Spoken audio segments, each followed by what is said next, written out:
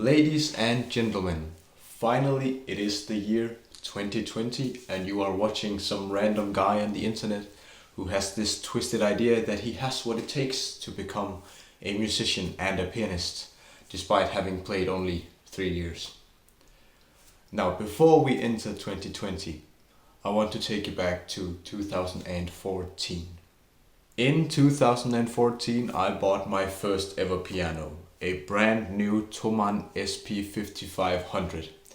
An electric keyboard, not only with horribly sampled piano sounds, but also with sounds of a chopper and gunshots, and lots of great demos. My interaction with pianos prior to that was only limited. I spent my teenage years practicing the drums, and I considered myself a self-taught drummer back then. But I rarely used this new keyboard. Not at least not until 2016, where I put together a plan for practicing half an hour every day, which actually went quite well. In 2017, I had my first day at a folk high school, and the amount of time I spent practicing skyrocketed compared to what I had previously done. Then by late 2017 and early 2018, I tried to practice for at least an hour a day, but it wasn't much of a success. I skipped quite a lot of days. Late 2018, I quit my job and my practice hours increased to 2 to 3 hours per day, and then I was just completely roasted. And then this recent stay at a folk high school, it increased even further to 3 to 5 hours per day, and then this recent half a year has been somewhere between 1 and 4 hours. So when people ask me for how long I've been playing the piano, I tend to summarize it into 3 years of quite intense practice. And now with this small amount of experience, why do I insist to keep going and try to become a musician? It's simply because of years like 2019.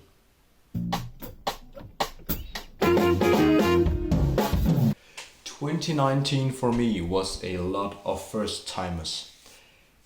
It was the first time I used vlogging as a self-reflection and re-evaluation tool. And this is again where the vlog seems to help me. I think I know what I'm doing, but then when I have to put it into words and explain it to the camera, I just realized that I'm not really sure what I'm doing. It was my first ever venture into jazz music.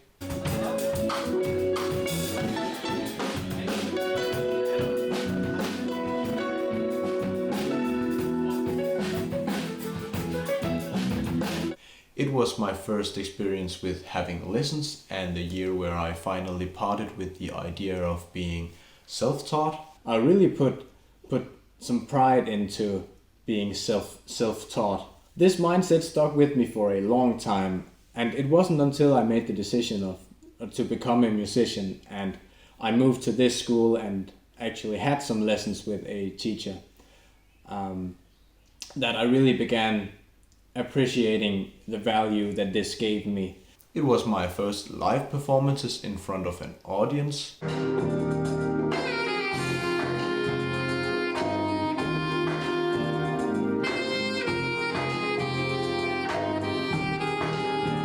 My first experience with touring.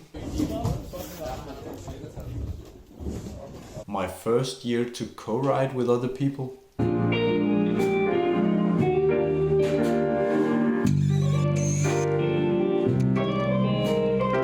My first time doing live studio recordings.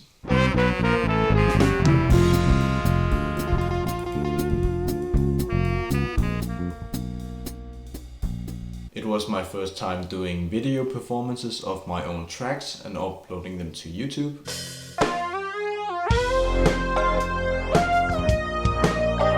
And then it was simply the most productive year in terms of practice hours, and I am very proud of what I was able to do this 2019. And I can't think of 2019 without being overly grateful for the amount of support I've had from my friends and family.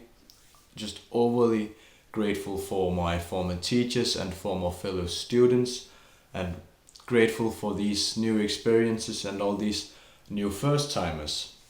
Now 2020 is a completely different beast, and although I'm excited and I'm getting a lot of support from friends and family, I am limited to my own creative abilities.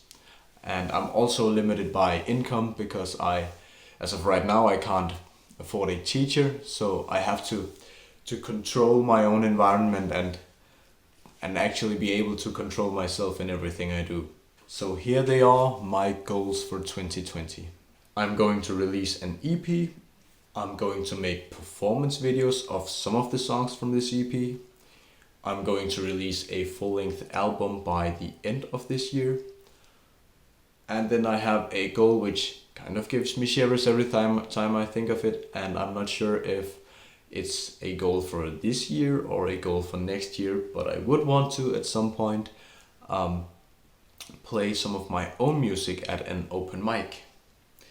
Then I have some goals which are not necessarily music related, but at least it aids the process. I want to get a 25-hour per week job, and also I want to do some exercise at least every fourth day, I guess. And then I have the goal of being able to just stop and breathe, because it really helps a lot. I've experienced that it really helps a lot to just breathe. And there we go with the 2020 goals. I hope you found this interestingly enough to at some point return back to this channel and watch some of the progress videos and the behind the scenes vlogs. I hope you have something for 2020 which excites you as well and tickles you great places. Don't say that on a vlog. And there we go with the 2020 goals. I hope you found this interestingly enough to at some point return back to this channel and watch some of the progress videos or some of the more behind the scenes vlogs. I hope you have something for 2020 which excites you as well. And if you do, feel free to leave them in the comment section. And here's to a great 2020. I'll see you around.